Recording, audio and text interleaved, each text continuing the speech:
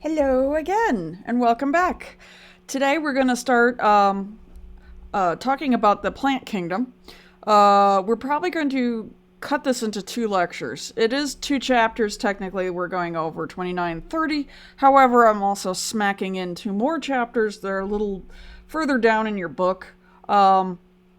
But I'm not going to go absolutely crazy. I'm picking and choosing some of the parts in those other chapters that I feel are important for you to know further on. But trust me, you'll get more in the weeds if you take botany courses in the future. So, without further ado, let's go ahead and start to get into lecture 1 on the plant kingdom, or as I like to call it, the true rulers of Earth, whether we like it or not. And currently, we kind of like it because we depend on a lot of things they do. Now, keep in mind, the plant kingdom also depends on the fungus kingdom to keep them happy because they work symbiotically, especially the angiosperms. But let's go ahead and take an overview look of the plant kingdom, why they're important, and how they've been running the planet and accidentally snowballed us a couple of times when they were trying to get all their photosynthesis in order.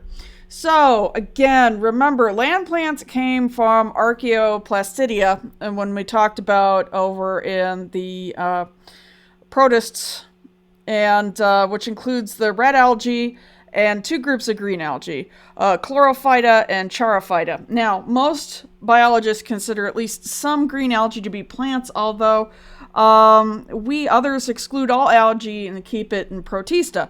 So, and this is the thing. It's like, where does green algae belong? Because it really is the bridge between kingdom protista and kingdom plantae.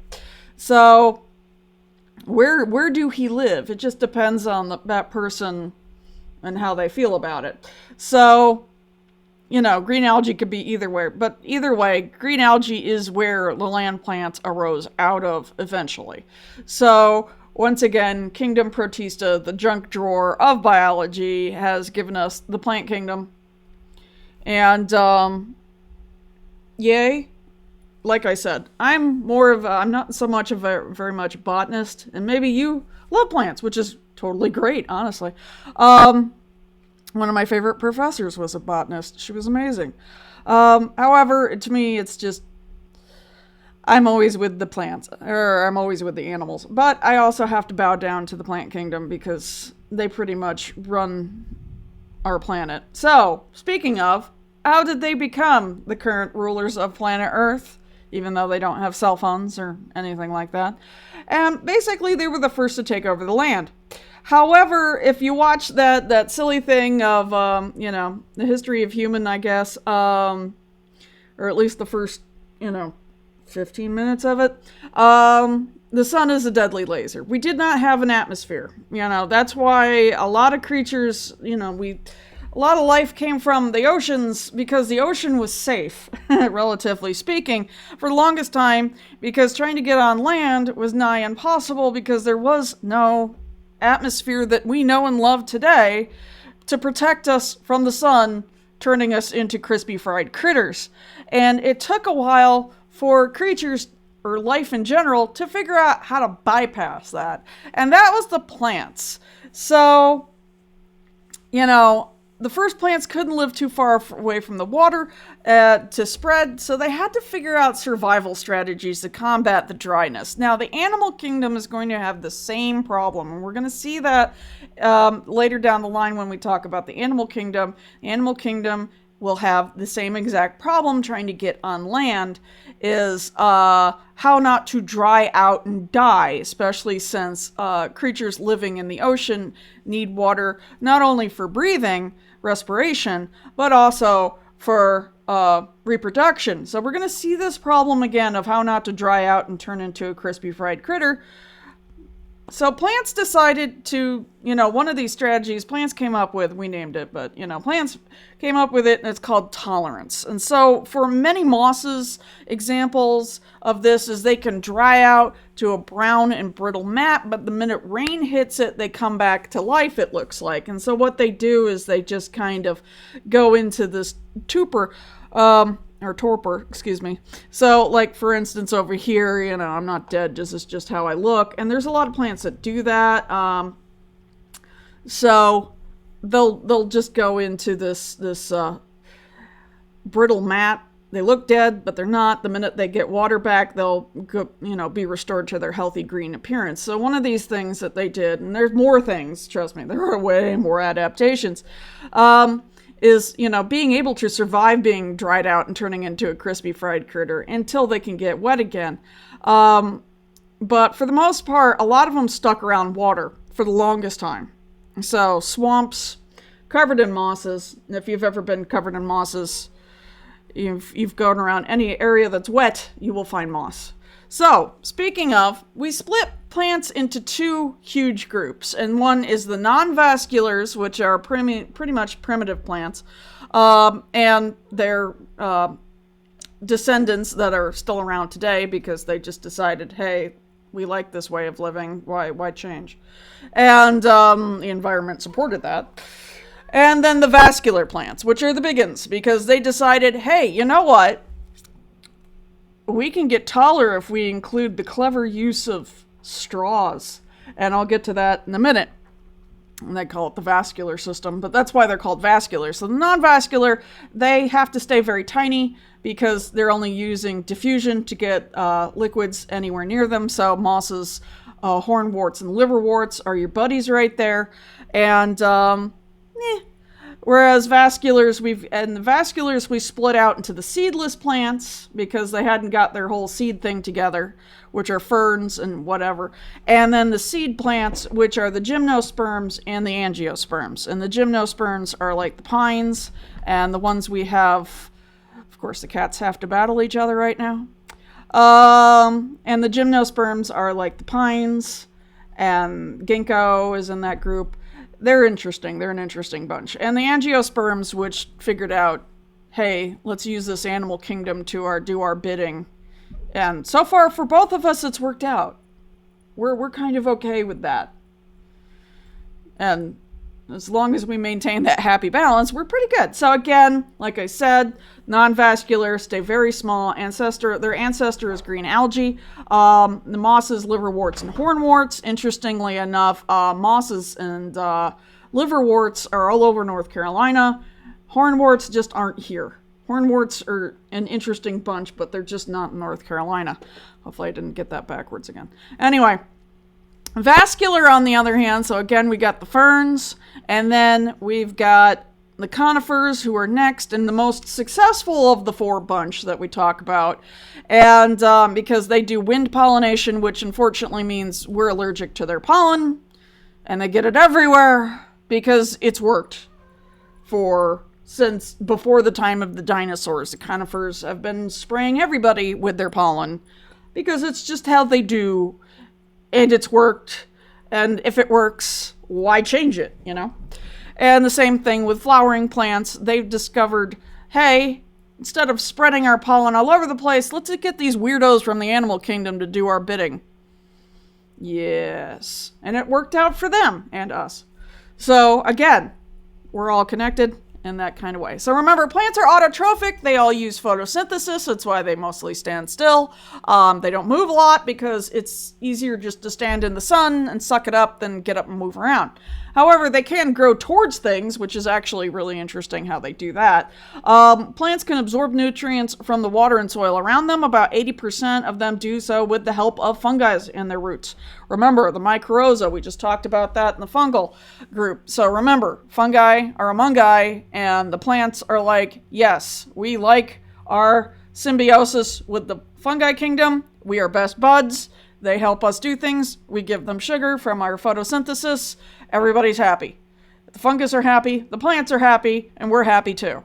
As long as we don't accidentally kill off the fungus on the plants. Because sometimes the wrong fungus gets on the plants, and that's a whole mess. So anyway, now plants prevent water loss through the adaptation of a waxy cuticle. So they also have pores called stomata, and they have these two guard cells that open and close the stomata. This is going to become huge, especially in the vascular plants, because what this is going to do is not only prevent water loss, but actually get a one-way flow going to leads to the rise of vascular plants.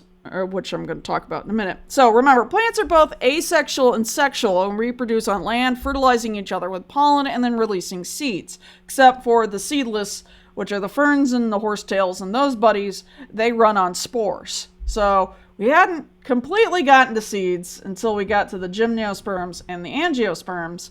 And so we'll get there in a minute as well. I'm, saving the good things for a little down the road. So remember, a seed is a fertilized egg or embryo and some sort of protective shell. And then we go nom nom. Now remember, peanuts are legumes. They're not seeds. They're actually little stores of power that live underground. And we pick them up and then roast them and eat them. Or boil them and stick them in Coke. I don't know. That was something I discovered when I first moved down south, is you get boiled peanuts and you stick them in your RC Cola and then you eat it. And I'm like, oh, that's fascinating. So anyway, I don't know if that's how some of you like to eat your boiled peanuts. Anyway, I prefer them roasted. I'm like that. Anyway, I also prefer it as peanut butter. I will eat peanut butter all day if you let me. But anyway, so plants are broken down into two categories overall, which is the non-vascular and the vascular. And then for under that, we split it out into 4 supergroups, which again, the non-vascular only has one group, and that's the mosses, liverworts and hornworts. The vascular, of course, is the seedless and the seeded, which the seedless are the ferns, and the seeded, of course, are the gymnosperms and the angiosperms. So vascular refers to a system of tissues in the plant that transport water and other materials in the plant. We're going to see them in a minute.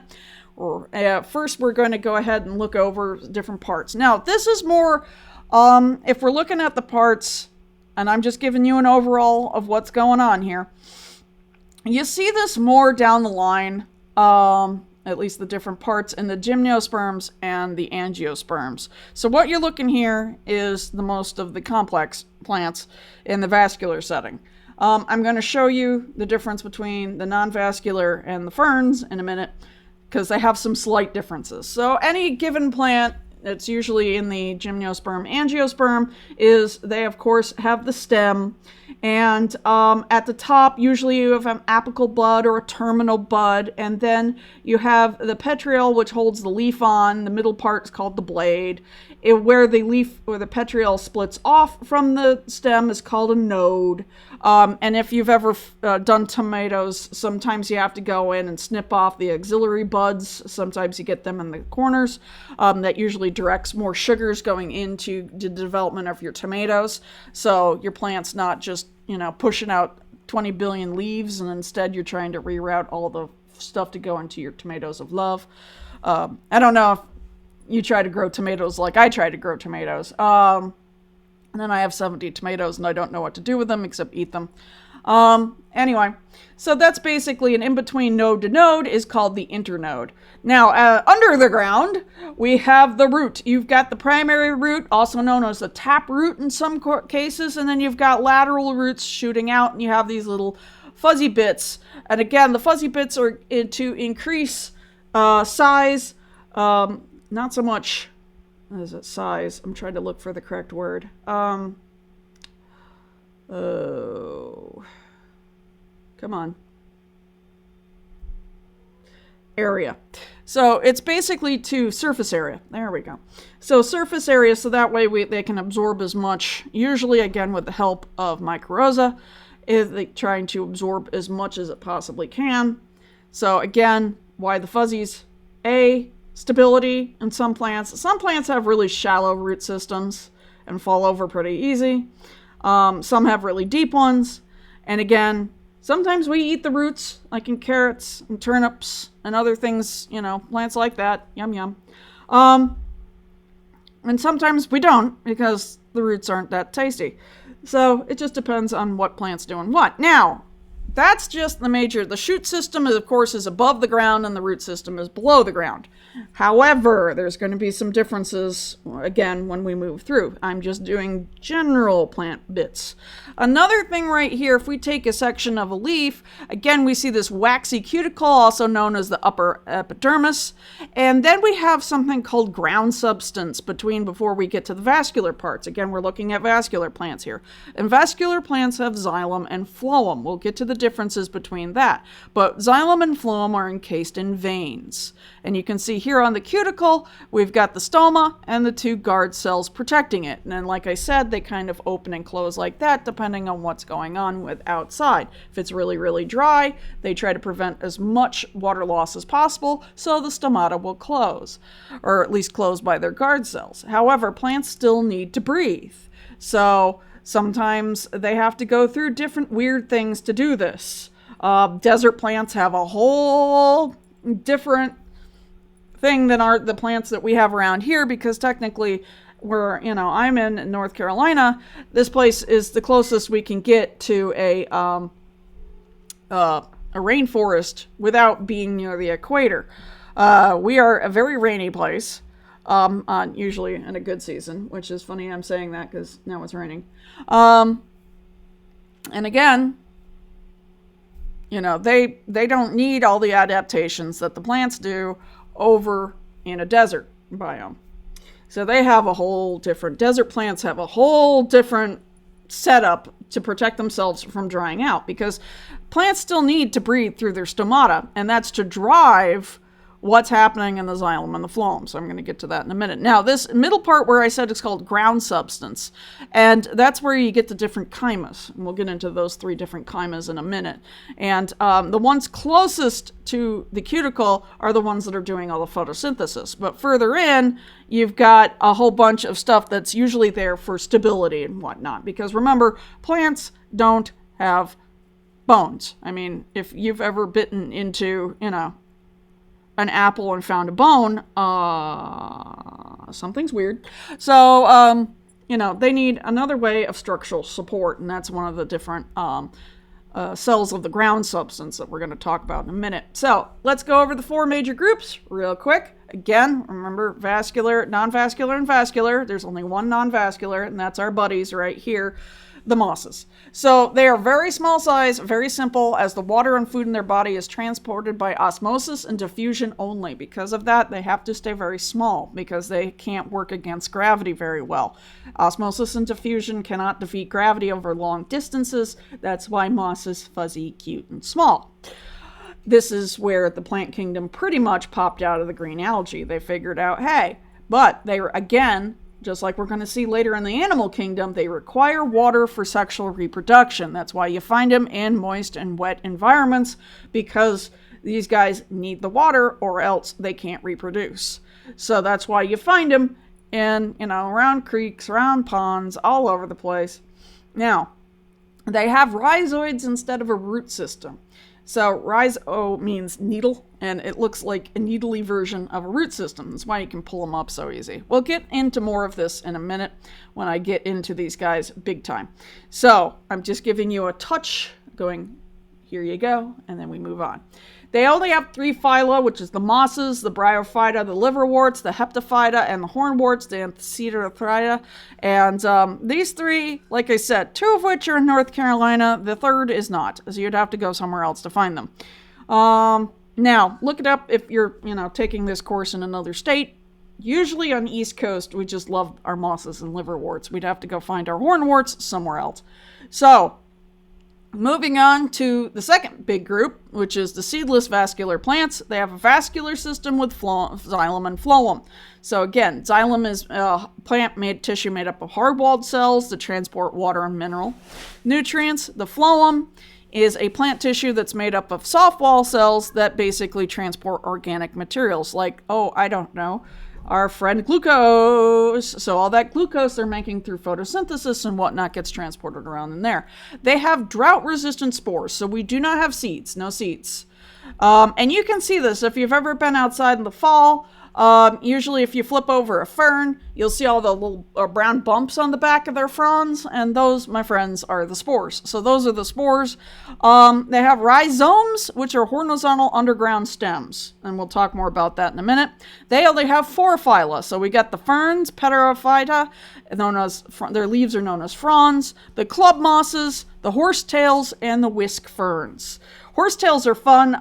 They actually snap off, and they actually have a chemical in them that's a lot like soap. Native Americans used to use horsetails.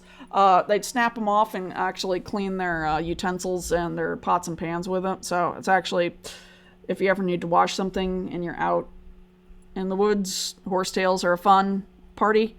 They're an interesting bunch. And you can eat ferns. They're edible. Anyway, vascular plants. So these are the gymnosperms. These guys have seeds. They're pollinated by the wind, which is also why we hate them in the spring, whenever they just decide to let loose. And then all our cars are covered in a large layer of pollen. You know, the fun part. Ugh. And they're the most successful group in the plant kingdom. These guys have been around since before the dinosaurs, through the dinosaurs, and after the dinosaurs. They're usually sitting there just going, what? And these guys are, like I said, wind pollination is by far the best way for these guys to reproduce. And it's shown over the course of billions, or not, well, yeah, almost. Anyway, millions of years. They've got it down to a science that we've also learned. So the four phyla here are the conifers, the cycads, the ginkgo, and the netophytes. So the ginkgo are actually, there's only one species in the ginkgo phyla. They're literally prehistoric.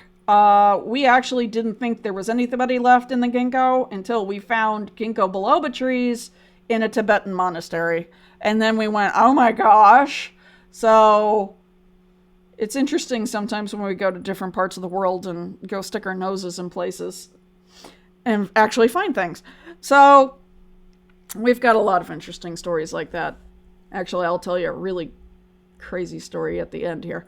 Anyway, so long story short, these guys are really interesting, by far the most successful, and really have seen everything. They've been watching us for quite a long time, going, oh, look, you pesky, cute little animals.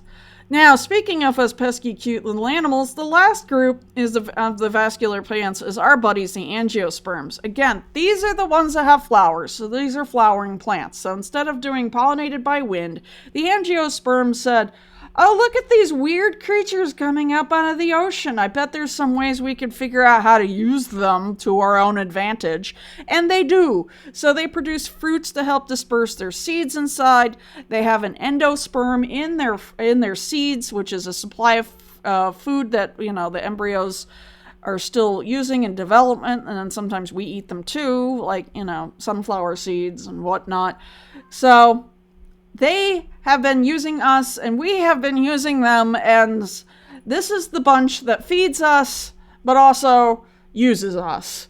So, and we're kind of okay with that, because, you know, we like food, and they like reproduction, and we kind of work together on that end. So they're subdivided into two subgroups. You got the monocots and the dicots. So the monocots are flowering plants that produce seeds with one leaf. So if it pops up, there's only one leaf that comes out of the seed. They produce flowers with parts in multiples of 3. They have very long, narrow leaves with parallel veins. We're going to look at it in a minute. And dicots, these guys are flowering plants that when they sprout out of their seed, they have 2 leaves, and they flower with multiples of 2, 4, or 5, and have leaves with branching veins. And we use, like I said, both. Monocots, corn is a monocot. A lot of our grains are out of monocots. Dicots usually give us our fruits and vegetables. So, fun facts. So there you go. There's an overview of this whole party. So let's go ahead and talk about one of the major things, and I'm going to hit this with a hammer over and over again, is something that the plants have a life cycle called alternation of generations. And this is a big plant thing. You're not going to see this anywhere else except in the plant kingdom.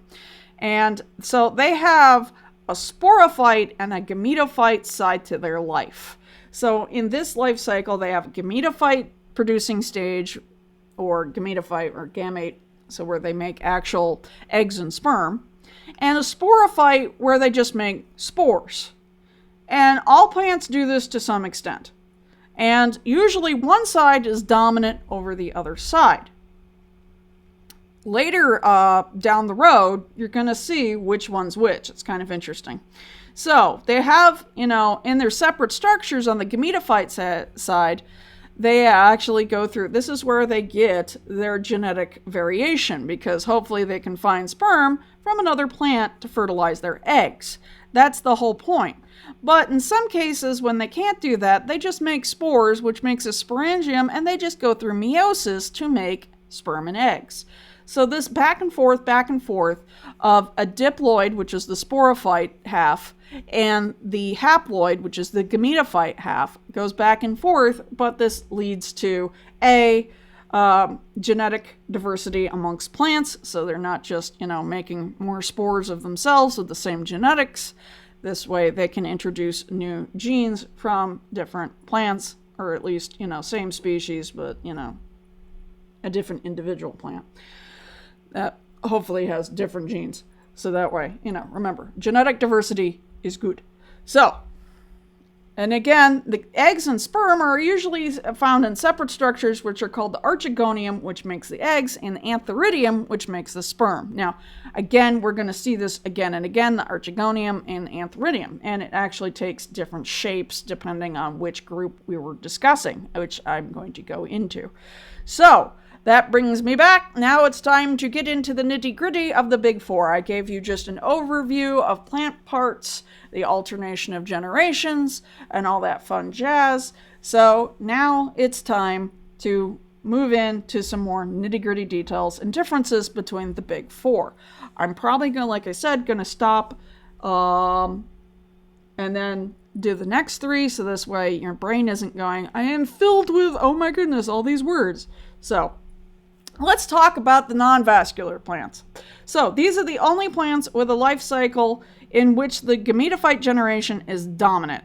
So the gametophytes. So we have male and female little mossies. And depending on their heads, which I'm going to show you in a minute, is completely different. And you can actually see that under a microscope.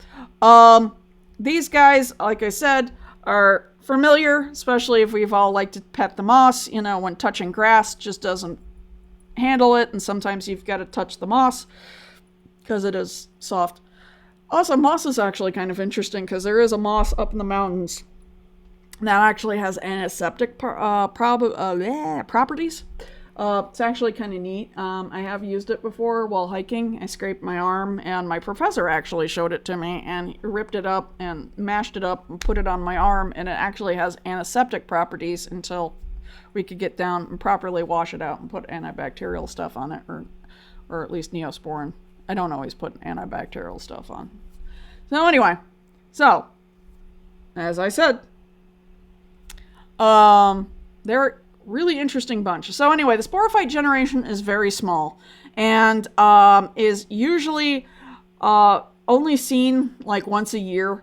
And again, we need water for any of this to happen. So in order for fertilization to occur, so what happens is usually if we're looking at this, they have a mature female and male. The heads are different. So here is the antheridial head. You'll notice they have these long tube looking kind of like long balloon looking things, and that's filled with sperm.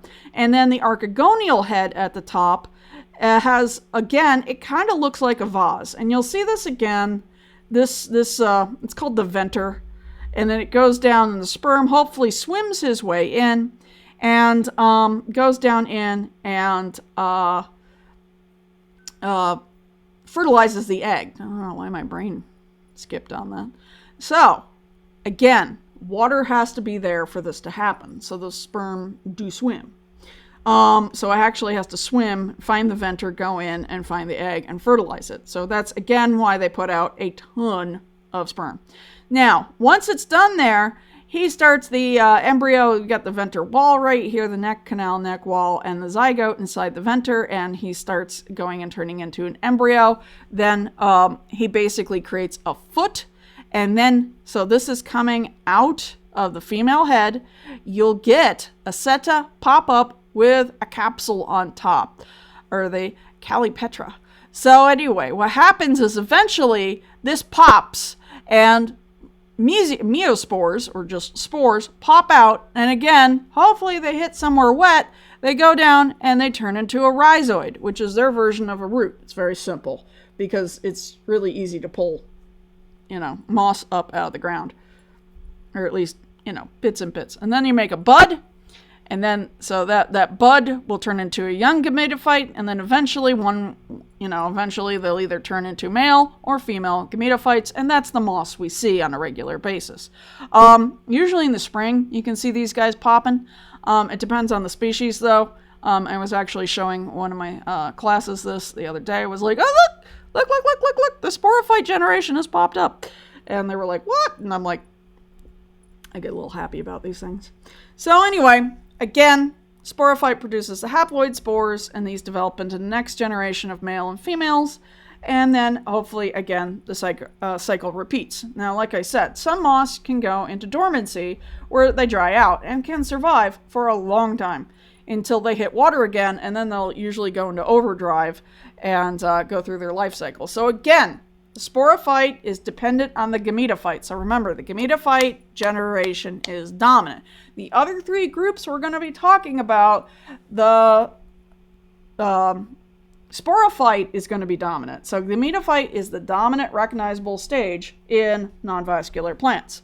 So again, they have little leaves right here. They actually have a slightly different, they're kind of leaves. And it's interesting because you can tell the difference between species really quickly, especially around here. If you have a small magnifying glass or whatnot, moss leaves are always spiky. Liverwort is always loby. It kind of looks like a round lobe. So if it's spiky, if you look under a microscope, or a microscope, or a if you go outside and you have a little hand mirror lens or whatnot, and you look at it, if it's spiky, 9 times out of 10, that's your buddy. It's here in North Carolina anyway, that's moss. And if it has like loby leaves or kind of rounded instead of spiky looking leaves, that is liverwort. So again, we got the male and the female, and again, if you look at the head, you can definitely always tell where the spurn is and the antheridium, because it looks like, large round balloons, those long balloons that they do that I can't do. I've tried once or twice. It did not work. Anyway. And the venters, it looks like vases. And you'll see this shape again over in the angiosperms. It's interesting how, if the shape works, you're going to see it again down the road in nature. It's a nature thing. They just, if the shape works, keep it. And you're going to see it again down the line. So again, as I was talking about earlier, again, their roots are not roots. They're called rhizoids. And there you go. That's basically, the typical, I love this. I love the picture, and everything's right, except it says life cycle of a typical moose. Wait, is that moss but singular? I'm going to have to look that up now. Anyway. This is where our buddy Hank comes in and tells us about the moss liverworts and whatnot. Highly recommend you go watch. He speaks much wisdom. No. Plants. Yes, plants. But now we're going to go ahead and start getting into the vascular plants.